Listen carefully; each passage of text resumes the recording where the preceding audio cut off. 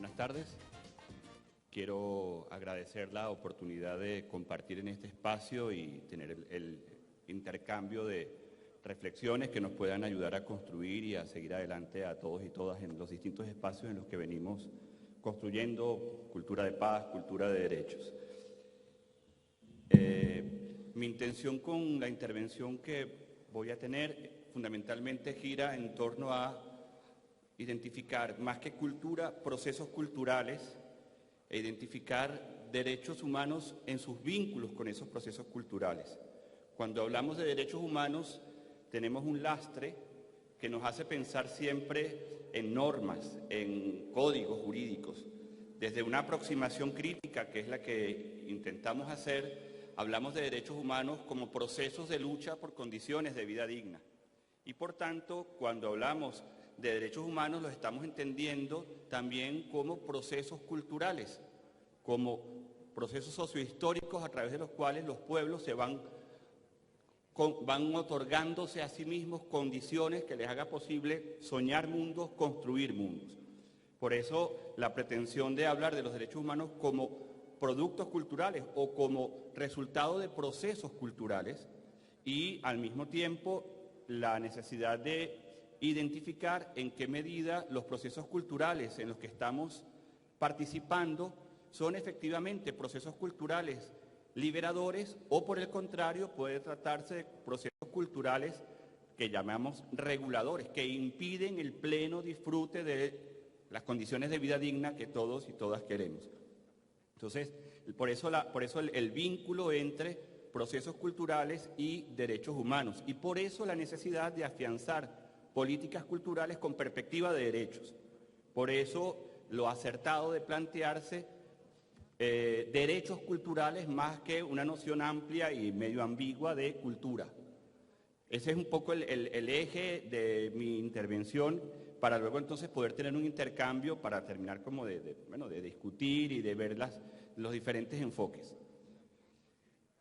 Desde el pensamiento crítico entendemos el ámbito de la cultura o pretendemos entender el ámbito de la cultura sin ingenuidades, sin idealizaciones, reconociendo que el mismo puede ser útil tanto para la justificación como para la crítica del orden de relaciones sociales imperantes. Perfectamente puede haber expresiones culturales que en lugar de confrontar el orden de relaciones sociales, que es un orden atravesado por desigualdades, por asimetrías, por procesos de dominación, puede haber expresiones culturales que refuerzan esa relación de dominación, pero también puede haber procesos culturales que lo contestan, que lo critican, que intentan identificar otras alternativas liberadoras. En ese sentido, la cultura puede estimular la búsqueda de alternativas a lo dado o reforzar la idea de que lo dado constituye la única posibilidad. Podemos estar hablando de formas culturales que nos meten en esa lógica de pensamiento único, decir, no, bueno, esta situación injusta es lo único posible. Y solo podemos entonces celebrar estas condiciones y tratar de acomodarnos a ellas de manera no liberadora, sino de manera reguladora. Contrario a concepciones cosificantes que miran el fenómeno cultural como una realidad dada de una vez, al margen del proceso histórico en que es constituido e inmune a diversas formas de intervención humana, preferimos no hablar de la cultura, sino de procesos culturales, intentando con ello confrontar cualquier tipo de visión ahistórica y estática, dadas las consecuencias políticas y sociales que de dicha versión se derivan. Entonces ya no hablamos de la cultura, sino que hablamos de procesos culturales, con una intención de aproximarnos a una idea más dinámica, que dé cuenta de la diversidad, que dé cuenta de la pluralidad, que dé cuenta del proceso histórico que subyace. Entonces, voy a desarrollar esta intervención partiendo de los aportes de un teórico crítico, de un pensador crítico, tanto del campo de los derechos humanos como de la teoría de la cultura, Joaquín Herrera Flores. Sobre sus aportes teóricos es que voy a estar basándome a lo largo de toda mi intervención y cuando utilice alguna cita de él, pues para que sea más fácil seguir el argumento, la voy a también a presentar.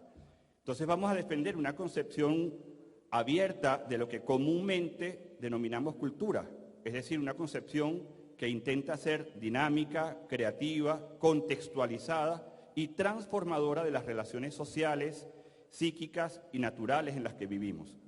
Una concepción de cultura que procura su criterio de verdad, no en alguna pretensión de objetividad que permita un análisis científico neutral de los productos culturales y sus formas de transmisión entre generaciones, sino que su concepción de verdad está en función de su capacidad de generar indignación frente a las injusticias y explotaciones que sufren y han sufrido los seres humanos a lo largo de la historia. Entonces hablamos de procesos culturales capaces de identificar esas injusticias, procesos culturales capaces de denunciarlos, procesos culturales capaces de hacer visible esas asimetrías de poder que atraviesan a nuestra sociedad, procesos culturales capaces de confrontar y deslegitimar los discursos en base a los cuales normalmente se naturaliza la injusticia, se naturaliza la exclusión, se naturaliza la discriminación, y también procesos culturales que permitan ir generando alternativas transformadoras de esa realidad.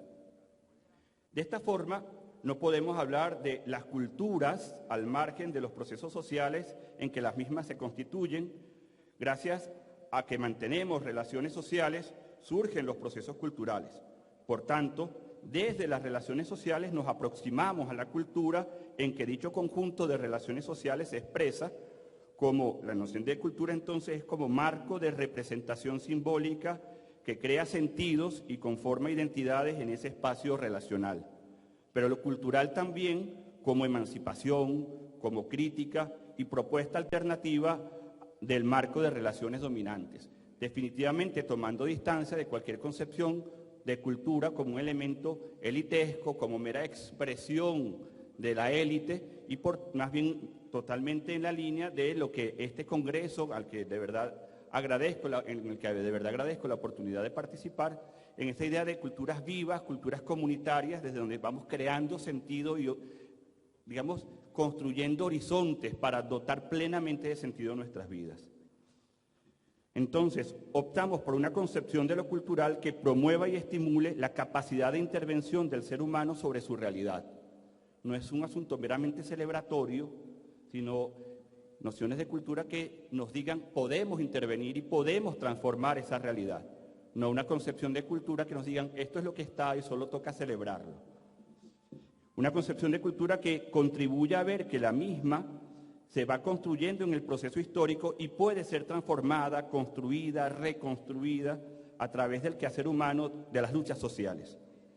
Asumiendo, por tanto, nuestra dimensión histórica y social, los seres humanos como seres culturales, podemos constatar que los fenómenos en los que participamos no son a secas. No es que el fenómeno cultural está ahí y nosotros participamos de él, sino que también pueden ser, esos fenómenos, esas realidades pueden ser de otra manera, que devienen según los vamos configurando en los procesos de construcción histórica.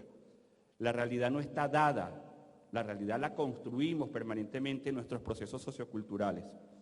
Para nosotros, entonces, lo cultural afirma la pluralidad y la creatividad frente a la unidad y la pasividad, el devenir frente al ser, la capacidad de transformación por encima de las tendencias a la adaptación a los órdenes existentes. Como dice Eduardo Galeano, los seres humanos no somos solo lo que somos, sino también lo que hacemos para cambiar lo que somos. Y ahí entonces los procesos culturales como esos procesos dinámicos de intervención y transformación de la realidad. Lo cultural consiste, a nivel muy general, en nombrar, en hacer explícito al ser humano el mundo que lo rodea.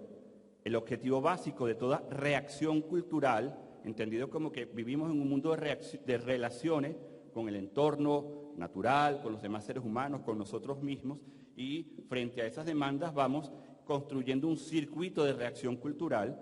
Entonces la reacción es una reacción cultural abierta y dinámica que consiste en recordarnos una y otra vez que tenemos la posibilidad de crear el ambiente en el que nos movemos, que ese ambiente no es absoluto ni inamovible, que todo depende de nuestra capacidad de llevar a la práctica la potencialidad que tenemos de designar lo que es y lo que debe ser el mundo. Pero para ello tenemos que desprendernos de aquellas dos connotaciones que subyacían a la interpretación que Occidente hace de esa capacidad humana de nombrar las cosas. Primero, la existencia de una supuesta trascendencia absoluta que nos nombra y la tendencia a ver el mundo desde una perspectiva dualista que separa la verdad como una idea previa que ya está definida y las verdades, lo universal de las particularidades y que hace imperar un absoluto sobre la relatividad de nuestras existencias. Entonces, creemos que no existe esa verdad absoluta y previa, sino que existen las construcciones sociohistóricas permanentes y no aceptamos discursos que basándose en supuestas verdades técnicas y científicas nos desempoderan a los seres humanos y nos dicen, no, ya todo está hecho, ya todo está dado, usted solo tiene que sumarse. Esos discursos son muy comunes en la economía, por ejemplo, y nuestros gobiernos muchas veces nos vienen con el cuento de que ellos solo están haciendo lo que tienen que hacer, como si eso no fuera una decisión, una construcción política permanente. Entonces, la idea de cultura como esa permanente capacidad de intervención y transformación de la realidad que no se deja secuestrar al proceso de construcción histórica de los pueblos. Lo cultural es pues una construcción permanente de nuevas realidades y nuevas significaciones. Somos en tanto que creamos, en tanto que hacemos para transformar el mundo. Por esta razón, simbolizar, crear signos culturales, tiene un fuerte componente subversivo frente al orden de cosas dominante. Lo cultural nos permite reconocernos en nuestra capacidad creadora frente al orden de las cosas.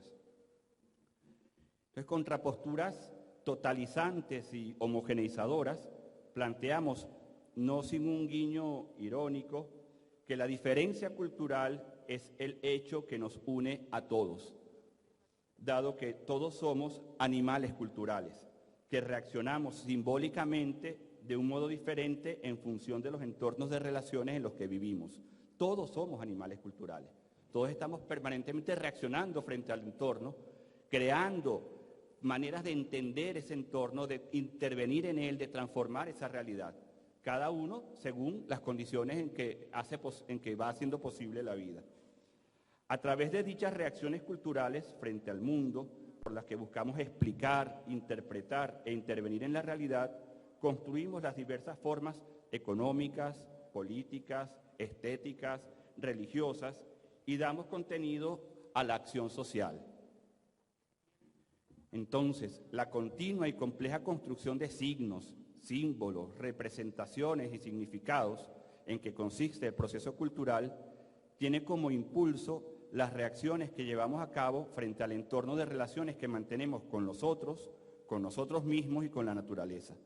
Estas reacciones, a su vez, son producto de su inserción en un circuito de reacción cultural que permite a los seres humanos construir los productos culturales necesarios para explicar, interpretar e intervenir sobre dicho entorno de relaciones.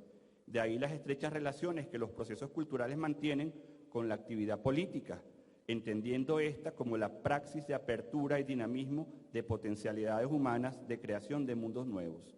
Fíjense qué grave es entonces cuando es otro el que nos dice cuáles son las categorías que debemos usar para pensar la realidad, para comprender la realidad, para intervenir en ella, porque entonces ha secuestrado nuestra capacidad de análisis, ha secuestrado nuestra capacidad de comprender la realidad desde nuestras propias formas de interpretación, ha secuestrado nuestros sueños.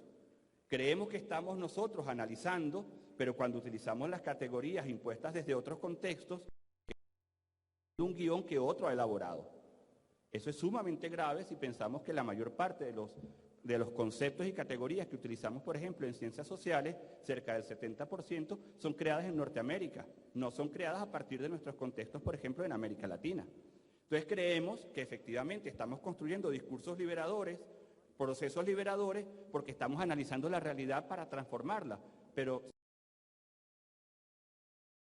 si ese análisis lo hacemos en base a conceptos que otro elabora a partir de sus necesidades e intereses, difícilmente vamos a poder realmente apropiarnos de la historia en función de nuestras necesidades, de las necesidades e intereses de nuestro pueblo. Y a veces esos conceptos y esas categorías se nos cuelan sin darnos cuenta. Pensemos en la noción de gobernabilidad o la noción de alternabilidad democrática, que enseguida nos suenan bonitos y empezamos a utilizar en nuestros discursos y en nuestros análisis, pero lo que hacemos es que estamos entonces construyendo un guión en base a los intereses de otros. ¿Qué es gobernabilidad? Que la cosa se mantenga más o menos quieta, pero sin transformar la estructura de fondo. ¿Qué es alternabilidad democrática? Que un mismo horizonte social sea el que se vaya alternando entre dos partidos políticos, pero que en el fondo mantienen el mismo proyecto, sin ninguna intención de fondo de transformación estructural de las condiciones de opresión. Eso es democracia. Pero es que muchas veces en nuestros discursos, los propios movimientos sociales, los propios grupos culturales, incorporamos esos conceptos acríticamente. Y entonces lo que estamos es como títeres reproduciendo, repito, una historia construida por otros. Desde esta perspectiva y orientados por esta intencionalidad, se plantea la definición del proceso cultural como aquel conjunto de acciones y reacciones simbólicas a través de las cuales intentamos explicar, repito, interpretar e intervenir los diversos entornos de relaciones en los que vivimos. Entonces, el proceso cultural de construcción, intercambio y transformación de signos nos permite explicar, dar cuenta de los signos a partir de los cuales se actúa de un modo y no de otro en una u otra transformación social. En segundo lugar, lo cultural nos capacitará para interpretar tal conjunto recibido de signos y como consecuencia de tal interpretación, el trabajo cultural puede capacitarnos para modificar y transformar los contenidos de la acción. Fíjense lo importante de esa capacidad del trabajo cultural para hacer una recepción crítica del conjunto de símbolos que vamos recibiendo, para tener entonces una acción creativa de transformación, de modificación de esos códigos. Y en tercer lugar, tales explicaciones y tales interpretaciones serían imposibles si no nos permitieran intervenir colectiva y grupalmente en la realidad en que vivimos. Y entonces los procesos culturales, estamos hablando directamente de procesos de construcción social de la realidad a partir de una intencionalidad claramente transformadora, de una intencionalidad liberadora. Este proceso cultural es un proceso continuo de construcción, transformación e intercambio de signos que en una determinada situación de poder nos permite reaccionar de manera colectiva frente al entorno en que vivimos, comprendiendo la realidad y dotando de sentido nuestra acción. Pero este proceso no ocurre en el vacío, no es neutral. Nuestra construcción de signos y representaciones se lleva a cabo de forma diferenciada en el marco de una específica relación que la configura. Y aquí es importante entonces incorporar la variable poder en nuestros análisis de los procesos culturales, porque muchas veces con una aproximación meramente celebratoria, festiva de lo cultural, intentando entonces que lo cultural no se haga cargo del conflicto, invisibilizamos las relaciones de poder en las cuales vivimos. Una aproximación crítica, si algo intenta hacer el pensamiento crítico, es identificar en las distintas dimensiones de nuestra sociedad donde existen asimetrías de poder. Pensemos en la relación entre hombres y mujeres, pensemos en las relaciones económicas, pensemos en las relaciones internacionales a nivel político, identificar las distintas formas en que existen asimetrías de poder que hacen que existan relaciones de subordinación, relaciones de explotación, y por tanto un pensamiento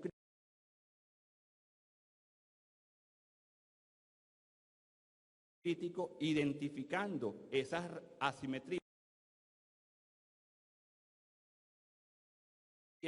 intentará procesos culturales, sociohistóricos que permitan, y por eso la construcción de derechos, y fíjense que hablo de los derechos como procesos sociales de construcción de condiciones de vida digna Entonces hablamos de derechos en ese intento de a disminuir esas asimetrías para que todos y todas podamos intervenir en la realidad. Entonces, cuidado con una lectura, una comprensión de lo cultural que crea que no tiene que hacerse cargo del tema del poder, de las asimetrías de poder en nuestras sociedades, de las distintas formas en que el poder, en las relaciones de poder, está llevando adelante exclusión, subordinación, dominación, porque esas lecturas ingenuas de lo cultural terminan entonces poniendo los procesos culturales al servicio de la reproducción del Estado quo, reproduciendo esas relaciones de explotación y exclusión. Por eso decimos que nos cuidamos de una aproximación a lo cultural que no sea ingenua, porque a veces en el campo de lo cultural ocurre lo mismo que en el campo de los derechos humanos, ¿no? Que decíamos el otro día en otro espacio, que creemos que por hablar de derechos humanos ya estamos hablando necesariamente de cosas buenas. Cuidadito, porque el discurso de derechos humanos también se puede utilizar para justificar acciones contrarias a la dignidad de las personas.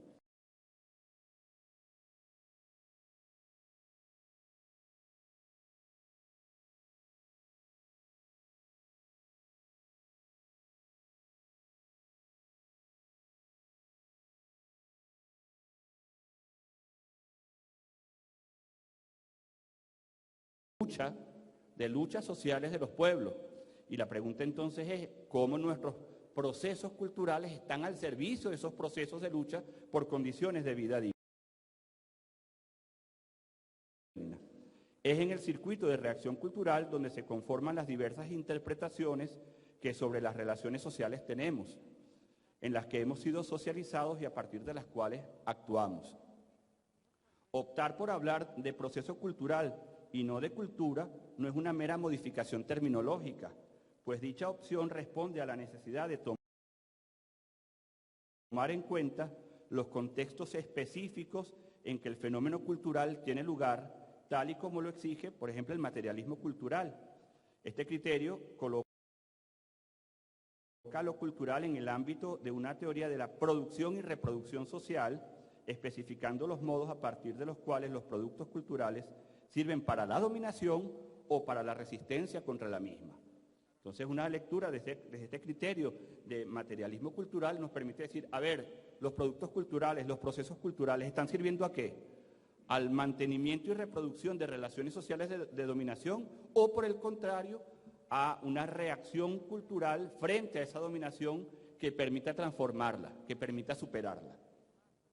Desde esta perspectiva, resulta fundamental atender a los signos culturales no como manifestaciones que cobran sentido en sí mismas, sino ser capaces de reconocerlos tanto en sus orígenes como en los efectos materiales que de ellos se derivan, identificando las distintas dinámicas sociales en las que tales signos hacen parte, bien de tendencias de dominación, bien de procesos de resistencia.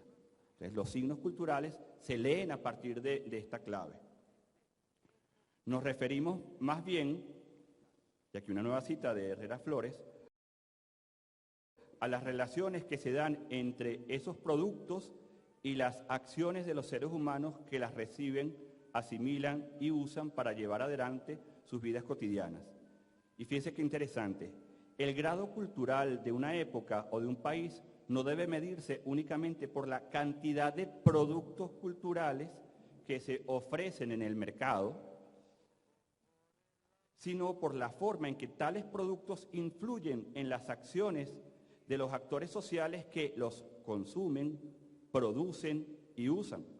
Si el consumo, la producción y el uso se quedan en mera asimilación o tienden a bloquear la capacidad de creatividad, en dicha forma social o en dicha época primará un tipo de cultura reguladora, que llama Joaquín Herrera Flores, o ideológica.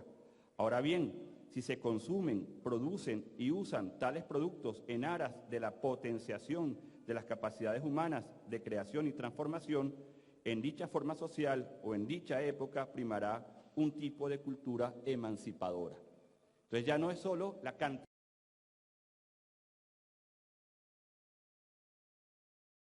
de productos culturales que se consumen, se producen o se usan, sino el uso, la producción que de esos productos culturales se haga. Digamos, en qué horizonte civilizatorio está, en qué proyecto social se inscribe.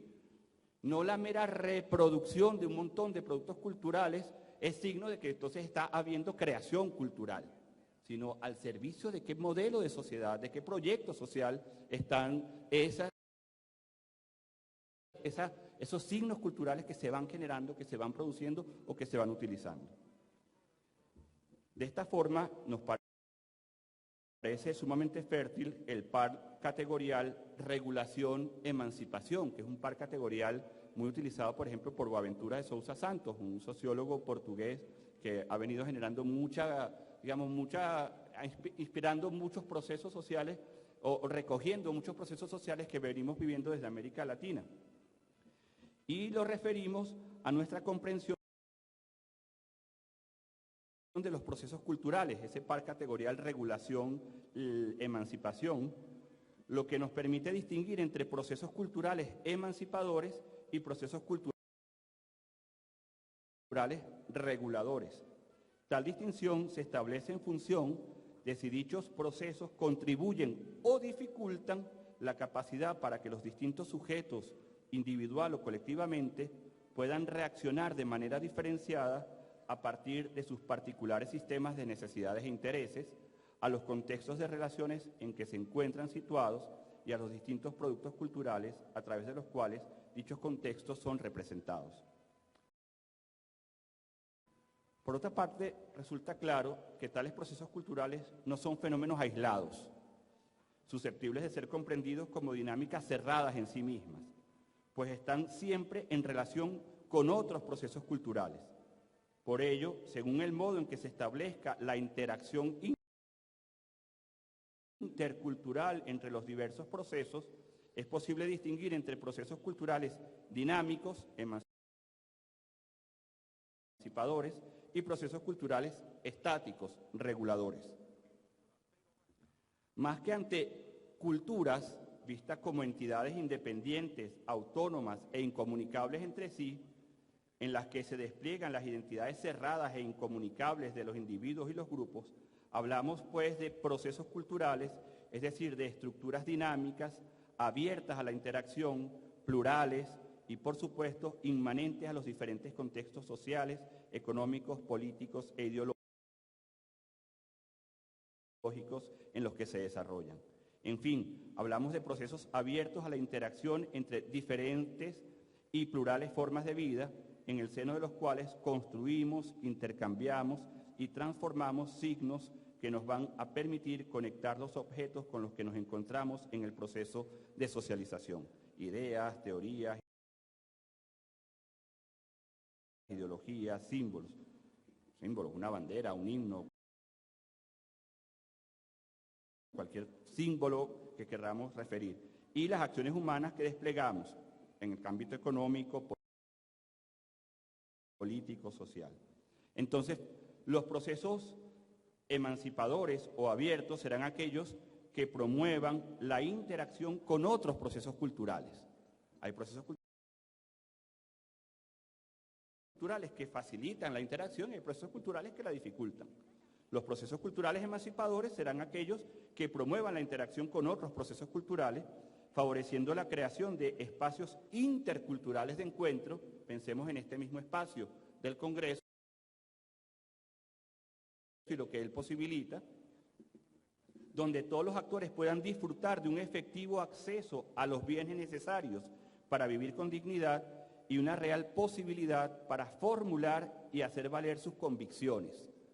Pero fíjense que no es solo hacer valer un mundo prefigurado por otros, sino soñar mundos, muchos mundos, todos los mundos, otro mundo es posible en donde quepan muchos mundos, donde quepan los mundos de los distintos contextos que se van generando. Asimismo, se caracterizan por promover estos procesos culturales emancipadores, por promover el intercambio social, posibilitando que los actores participen de dinámicas democráticas radicales en las que los aspectos formales se combinen con elementos participativos. Por su parte, y veíamos que esa era la otra cara de la moneda, la otra posibilidad, porque no todo proceso cultural es necesariamente un proceso cultural que contribuya a la emancipación, los procesos culturales reguladores se caracterizan por un cierre de los circuitos de reacción cultural, impidiendo a los actores la producción de productos culturales que les permitan comprender e intervenir en los entornos de relaciones a partir de sus propias necesidades e intereses. Asimismo, al impedir la interacción con otras dinámicas culturales en igualdad de condiciones, los caracterizamos como procesos culturales coloniales o colonizadores.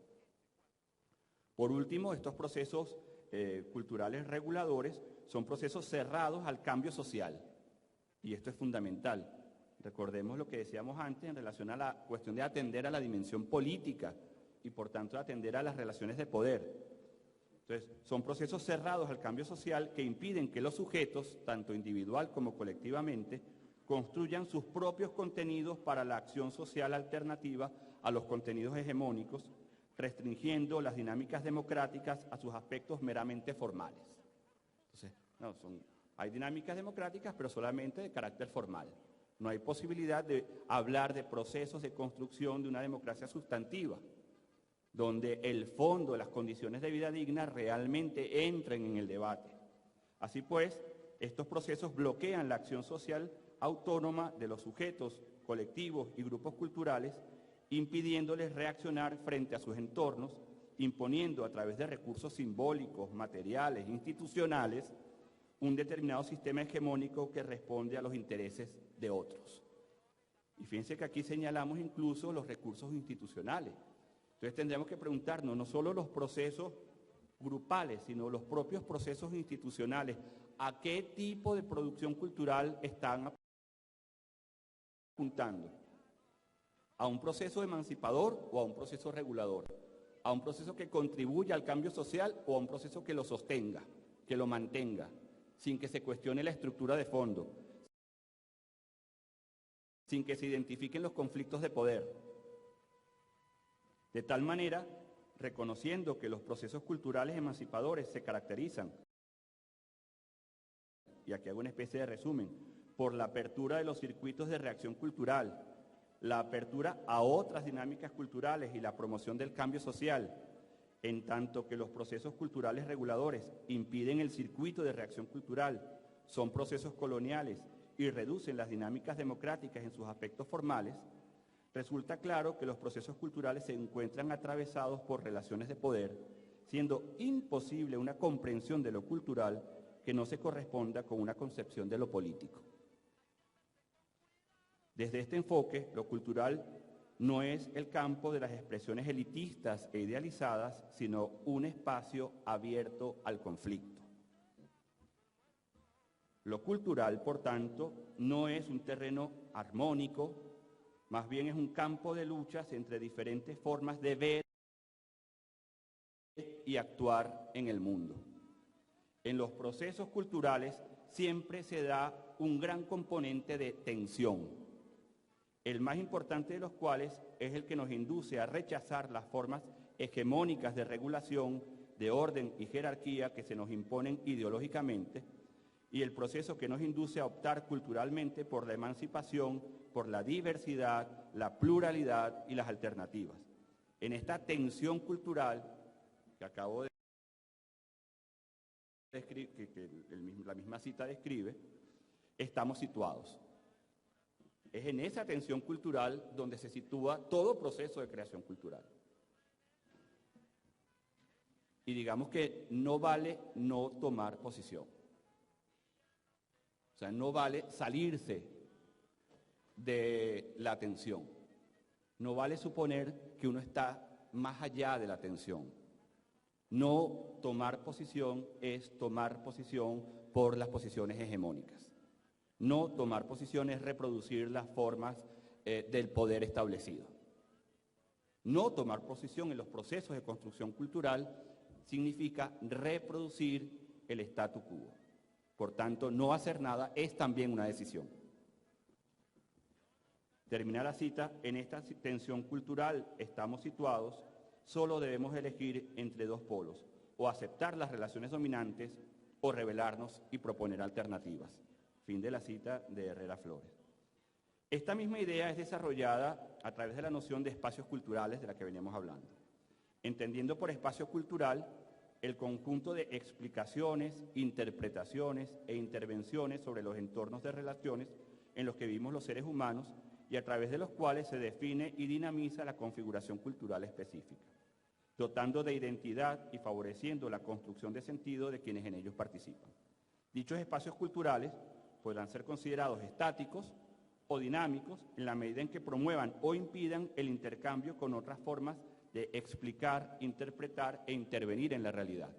Un espacio cultural, ya lo vamos a ver, genéricamente los espacios culturales son los marcos o estructuras abiertas y dinámicas, pueden ser materiales, geográficas, sean mentales, simbólicas, donde gracias a la voluntad o esfuerzo de encuentro y contacto se manifiestan y se reproducen y se transforman interactivamente al menos dos procesos culturales.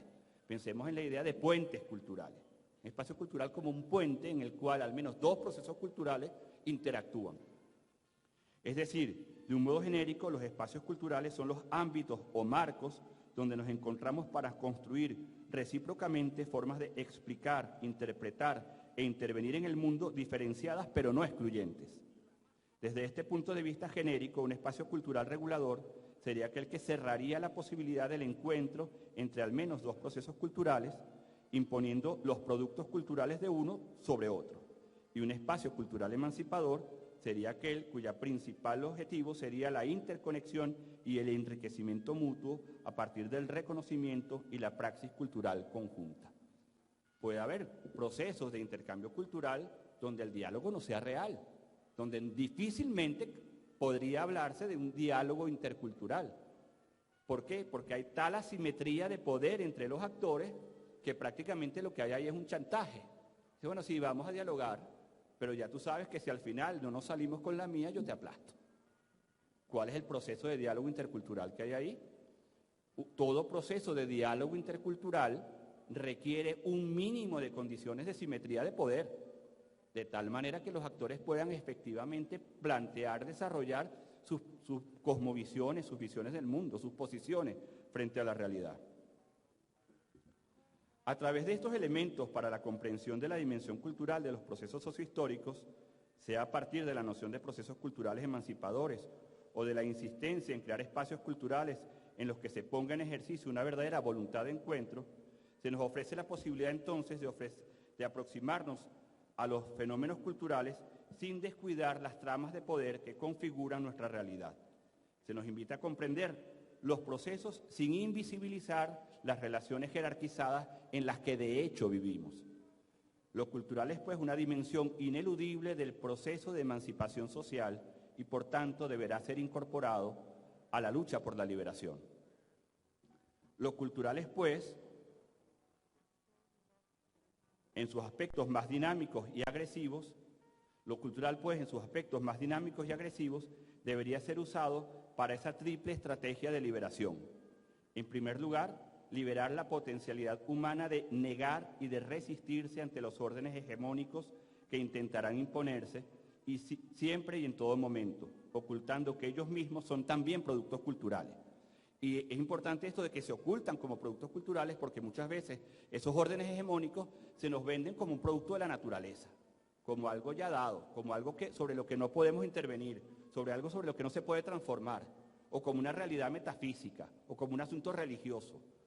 Es importante identificar ese orden hegemónico como un producto cultural y, por tanto, susceptible de ser transformado. En segundo lugar, liberar la potencialidad humana de indignación frente a las injusticias y las explotaciones a las que históricamente se han sometido a los seres humanos al incluirlos jerarquizadamente en procesos de división social, sexual, étnica y territorial del trabajo que, mientras privilegian a unos, enflaquecen y empobrecen a otros. Y en tercer lugar, liberar la potencialidad de hacer y deshacer los entornos de relaciones en los que vivimos. Esa triple tarea que enumera Joaquín Herrera Flores hace parte del proceso de liberación, y en esa triple tarea hay un papel fundamental en los procesos de construcción cultural. Entonces, es a partir de esta forma concreta de concebir lo cultural, con sus implicaciones, potencialidades y desafíos, que hablamos de los derechos humanos como productos culturales. O sea, si entendemos de esta manera los procesos sociales, o sea, los derechos humanos como procesos sociales de construcción de vida digna, y entendemos los procesos culturales en esta lógica crítica en que venimos hablando, tiene sentido hablar de los derechos humanos como productos culturales, como producto de un proceso sociohistórico de construcción.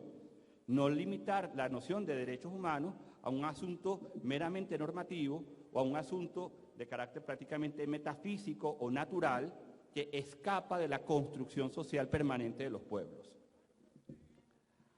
Así como vemos lo cultural de manera creativa enfrentando a las concepciones estáticas y desmovilizadoras de la cultura, nos aproximamos a los derechos reconociendo en ellos reacciones, productos del circuito de reacción cultural, frente a los procesos de subordinación, explotación y exclusión que en los distintos ámbitos de la realidad se han venido dando en el muy concreto contexto del sistema de relaciones sociales capitalistas.